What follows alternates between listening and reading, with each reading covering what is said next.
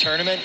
Augustine is a guy who just maintains excellent position, stalks forward, has had success in freestyle. You know, I think the favorite here is Lorenzo Norman. Augustine is capable of tightening this match and trying to drag him into deep waters to see if he can steal it.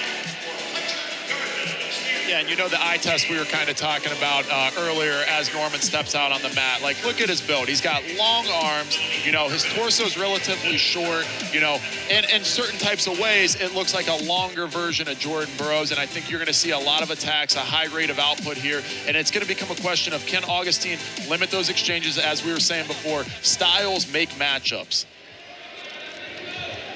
See Norman, who missed a lot of time this year. He's out there with that Jaylen Brown mask that he's got on here to protect his face and his nose. Augustine's really going to have to close the distance here and get in tight. Norman took care of Consoli of Duke 12-1 in a major. Augustine with a tight one, beating Contino 5-4. Augustine just grabbed his knee and winced at his corner after that first shot. So it's something to keep your eye on. Like you said, Augustine's grimacing a little bit in this match, and Norman's been out again. Nobody's 100% at the end of the year, and you know, sometimes it's the guy that's able to put those things aside. Or, you know, on the way in, I was speaking to Devin Carter's adoptive dad, as he called himself, and you know, he talked about how Devin Carter having that torn hamstring back in, what was that, 15, Rhino? Actually, he limited the interactions in the positions he got into, and he wrestled better because of that. So sometimes it can be a blessing in disguise.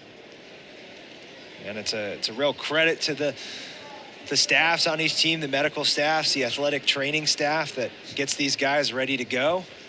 I like what you did there, Rhino. Yeah. Being in the medical field yourself, a little plug to the medical team. I like it. I like it. Yeah, I feel bad, Jacob. We should be calling him Doctor. Oh, you know that, right? Call me Doctor. Oh, he makes me. When I text him, I have to refer to him as Doctor every single time. He won't respond. Good shot by Augustine. Nice. Norman pulls him up. Well, if you like what you hear from Mr. Casper over here, hopefully give him a microphone, but you can watch him every week on Monday nights as Julius Creed. We are in Madison Square Garden and also found on Netflix this upcoming Monday. Oh, that is awesome. It'll be a fun one. We, as Norman looks to score here and convert this into points, I'd like to see him headhunt here and try to really put it away with a big point total here.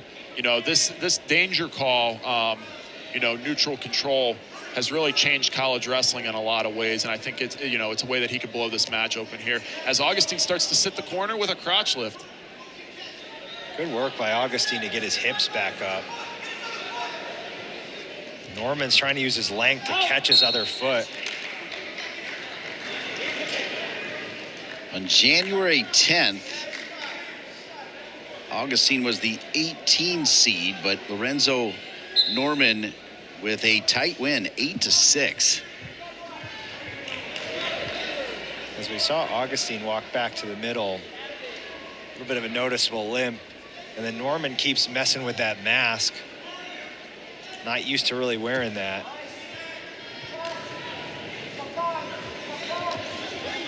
Stall warning on Augustine. That might be why you see him not hitting his knee and taking penetration attacks here too. It might be limited a little bit because whatever's going on with that knee, it might be difficult to, you know, be weight bearing or whatever.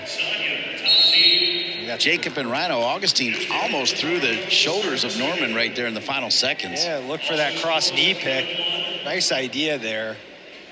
I think you might see this match start to get opened up a little bit more on the mat. And then, you know, when those first points go on the board, people are a little less afraid to let it fly also. I think you said, Dean, this match was 8-6 earlier in the season. 8-6. We might see some points get flying up on the board here in a second. Head to the second, still at zeros. Semifinals at 174. Reminding you again that there's 4 NCAA qualifiers for the ACC at 174. And I love to see that claw ride from Norman. That's a ride that I usually really implemented when I was wrestling. He unfortunately, you know, let Augustine come up off of it, but I think that's a great ride, especially for a longer guy like Norman. Norman's picking up his tempo here. I was just going to say, you see the points starting to fly around, or the attempts start to fly around, and I think the points are sure to follow. Norman came in with an 18-2 overall record this year and a 27-7 career record for the redshirt freshman. Got upset by Ogunsanya in the last duel of the year for Stanford against North Carolina. I remember that match. Do you know what his other loss was this year, Rhino? Dean Hamady. Dean Hamady, Oklahoma State. Well, that's not a terrible guy to lose to. He's pretty darn good. You never want to lose, but if you do lose, you want it to be to the good guys. And Norman spent much of this year ranked 4th in the country. A former ACC coach and Kerry McCoy, an Olympian, once told me, if you just beat everyone you're supposed to beat, you'll beat 70% of people then and you'll make the tournament. Some good re-attacks flying off here. And I don't think they're wrestling tighter than they probably did in season. However, I think they're wrestling more disciplined and holding better position, and that's why the scoreboard doesn't quite reflect the same way it did in season. Yeah, you think about some of that mentality, you know, when Claire Anderson was here, something he used to talk about was, you know, saying he was too dumb to realize he could lose, so he might as well just win. And thinking about that way and building up your confidence to put out attacks, and it's just like, I'm going to find a way to win this position and win this match. And you see a lot of the best guys in the country start to think in that way, that if we start really wrestling, I'm going to come out on top and I'm going to win. They were still locked up through 2 periods. You know what I like to see there, though, Dean? Time had expired, but they were still wrestling. The refs literally had to stop them. They did. That is what it should be when it comes to March. Nothing is easy, as we see Augustine try to ride tough here to Norman. And, yeah, you've got to earn every single point, every single inch. Singlet was involved there. Wow. Kind of a strange time to stop, though. I understand wrestler safety. I don't like stopping it there because Norman was imminently out. It looked like their hands got caught in Norman's singlet. I understand wrestling the priority is wrestler safety. However, I do agree with you. I think Norman was, 90% out or better there. There's been a few calls that Coach Ayers has not been thrilled about in that corner, and that's another one. Which, I'll push back a little bit out on that, Rhino. When have you ever seen coaches in general be happy with all the calls? These refs do a pretty thankless job out here, That's and they're trying their best. Absolutely true. We've got a very experienced crew here. We've got a barn burner over there on that one, which has led to a lot of the energy in this building. We got a barn burner here on mat 2 as well. So I was going to say, sometimes the scoreboard doesn't reflect it, but it's all close wrestling in March. It's ACC wrestling, baby.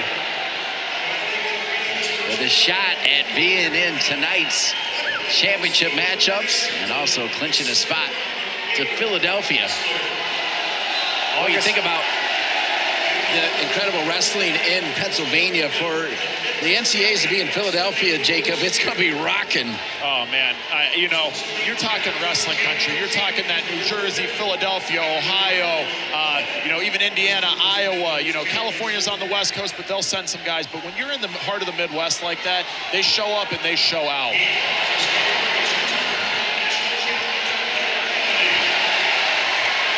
74 loud here for 74 as Norman takes a shot. And you know what's beautiful about wrestling is we're a little bit distracted by all that noise and the craziness that's going out there. But if Augustine and Norman are locked in and they're in that flow state, they literally will hear nothing out there. You're just so set and zoned in, sometimes you hear nothing while you're out there. Absolutely. There's specific voices that you pick up. Looks like Maddie Singleton is going to steal that one at 74. That's your 4 seed. That is huge for the team race for NC State. Augustine's in on a shot late. Wrestled through all of the time. Wrestled through all of the time. Something the late, great Greg Dale told me as a sports psychologist here at Duke, he had me write out when I performed best. And one of those things was that I could only hear the voice of Coach Lanham and Coach Whistle in the corner.